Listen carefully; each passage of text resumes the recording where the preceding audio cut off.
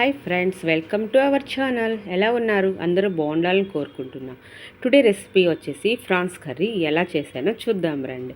First రొయ్యలకి పైన ఒక నర్వ్ ఉంటుంది బ్లాక్గా, దాన్ని చాక్తో అలా కట్ చేసి మధ్యలోకి లాగితే సన్నగా వచ్చేస్తుంది. అట్లా రొయ్యలన్నింటినీ శుభ్రం చేసుకొని కొంచెం సాల్ట్, మజ్జిగ, పసుపు వేసి శుభ్రంగా కడుక్కోవాలన్నమాట.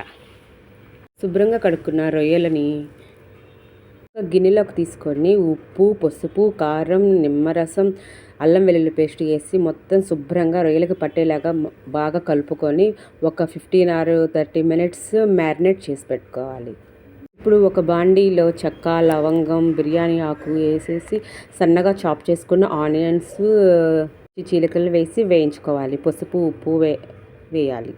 అవి వేగాక బాగా మ్యాష్ చేసినట్టు కట్ చేసుకున్న టమోటా ముక్కలు వేసి వేయించుకోవాలి.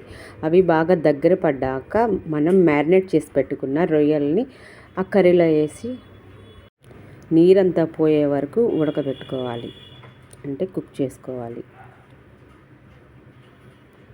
ఈలోపు ఒక మిక్సీ తీసుకొని దాంట్లో కొంచెం ఎండు కొబ్బరి, అల్లం, వెల్లుల్లి, దాల్చిన చెక్క, లవంగం, గసగసాలు, కొంచెం జీడిపప్పు, ధనియా మొత్తం వేసేసి నీరు పోయకుండా ముద్ద మసాలాలాగా రెడీ చేసి పెట్టుకోవాలి.